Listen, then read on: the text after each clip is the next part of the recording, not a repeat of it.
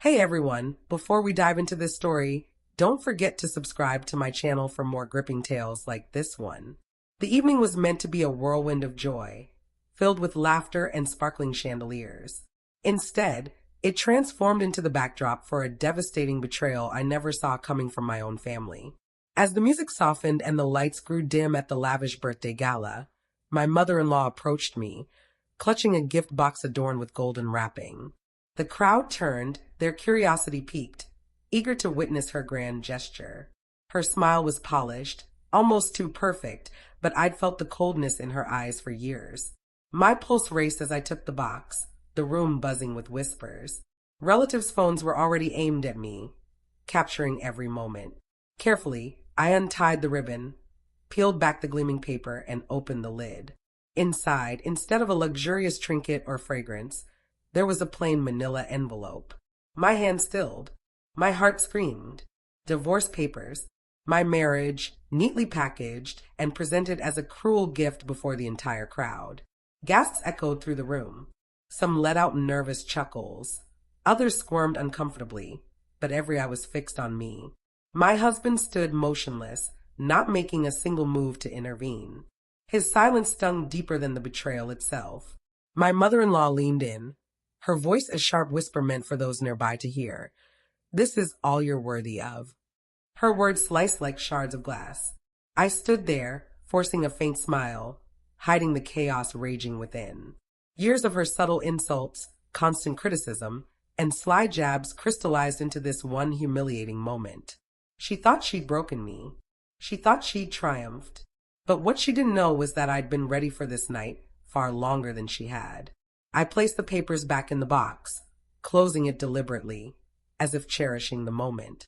"Thank you," I said, my voice unshaken. The room stirred with uneasy murmurs, baffled by my calm.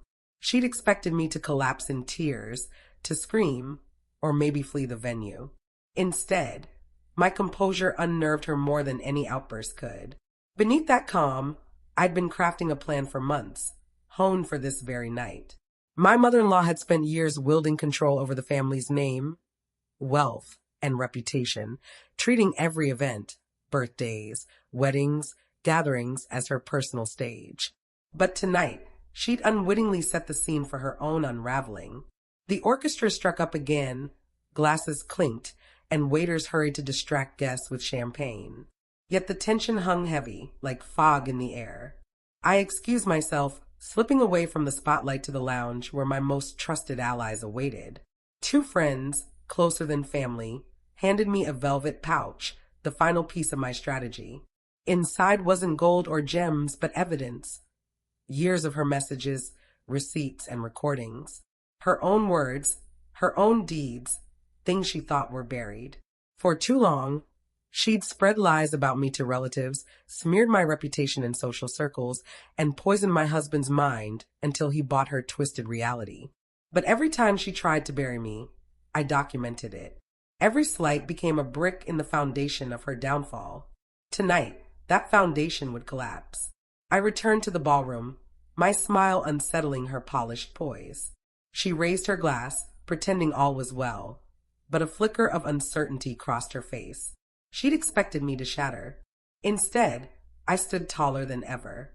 The host called for toasts, and she readied her glass for her usual speech about family legacy and duty. But before she could seize the microphone, I stepped forward. The room fell silent, all eyes on me.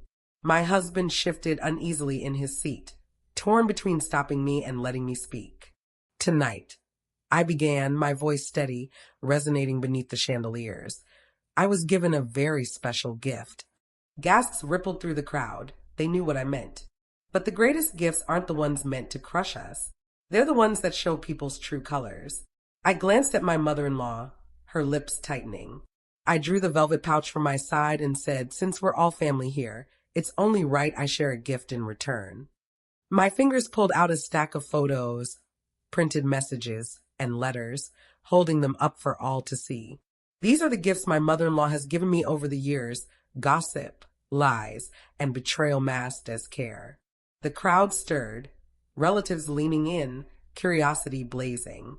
I passed the photos to nearby guests, who gasped at the evidence of her schemes. Her private notes plotting against me, her attempts to control finances, even her secret alliances with outsiders. Her face drained of color. She tried to laugh it off, but the room's tension betrayed her. My husband snatched the papers from a guest, his eyes scanning the undeniable proof. For the first time, doubt clouded his gaze as he looked at his mother, then at me, caught between her web of lies and the truth unfolding before him. I didn't yell or weep. I stood with poise, letting the evidence speak louder than any vengeful outburst could. If divorce is what you want for your son and me, I said, let him choose based on truth, not your manipulations. Whispers buzzed through the room. Some guests shook their heads at her. Others avoided her gaze entirely. The Queen of Control was losing her throne before their eyes, and she knew it. But this was just the start.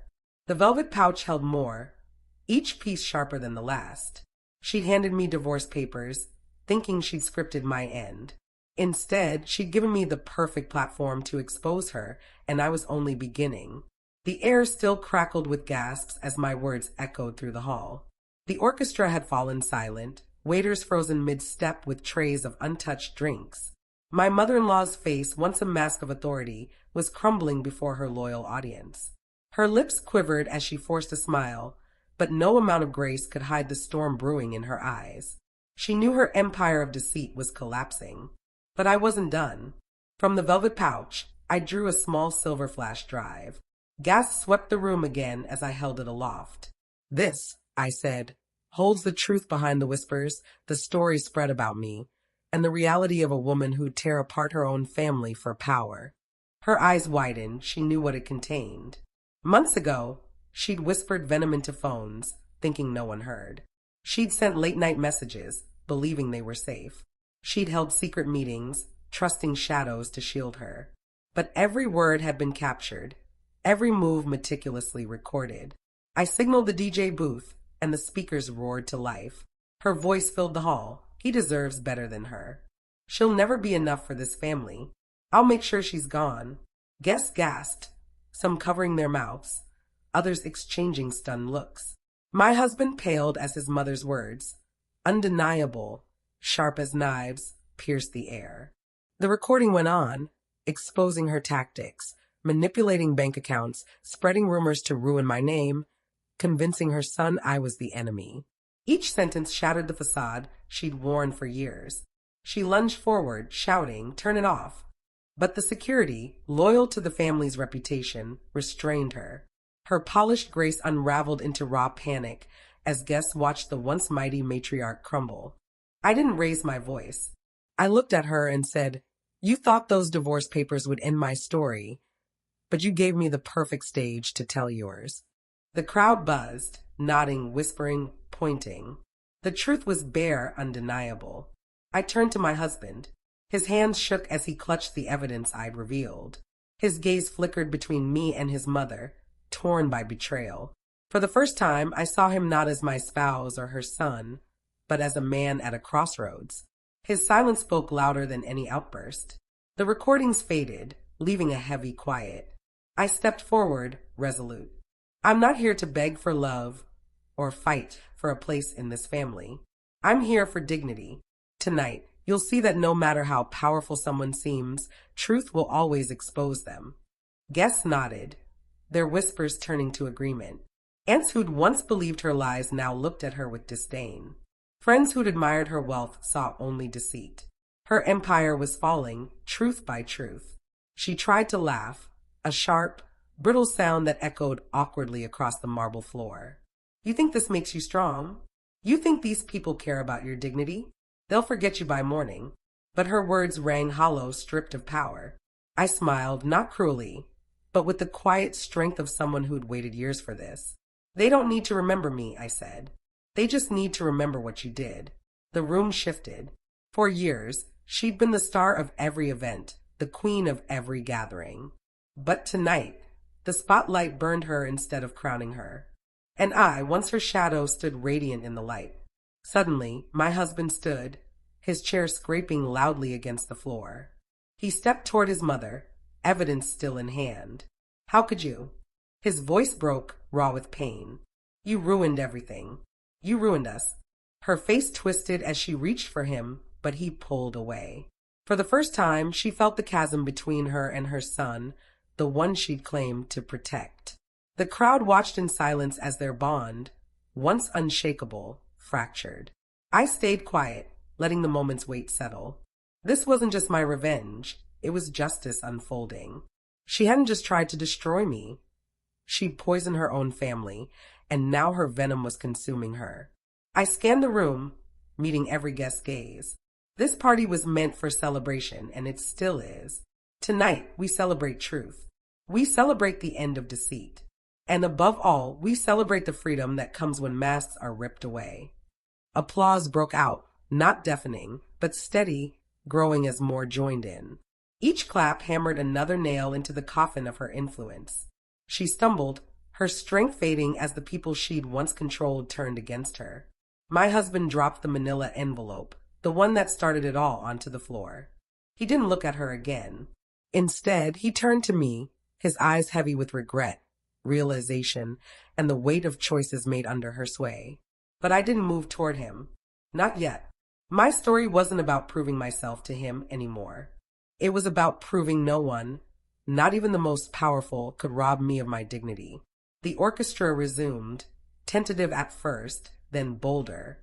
Guests returned to their seats, but the room's energy had changed forever. The extravagant birthday party, meant to crown her as the star, had become the stage of her downfall. As I stood there, calm and unwavering, I knew this was just the beginning. Revenge wasn't about rage or ruin. It was about reclaiming my power, standing tall when someone tried to break me. She thought those divorce papers would destroy me. Instead, they birthed a version of me she could never control. The night was far from over. The velvet pouch held more secrets, more truths waiting to surface, and I was ready to unveil them, one by one, until her mask was nothing but dust. This was no longer her celebration.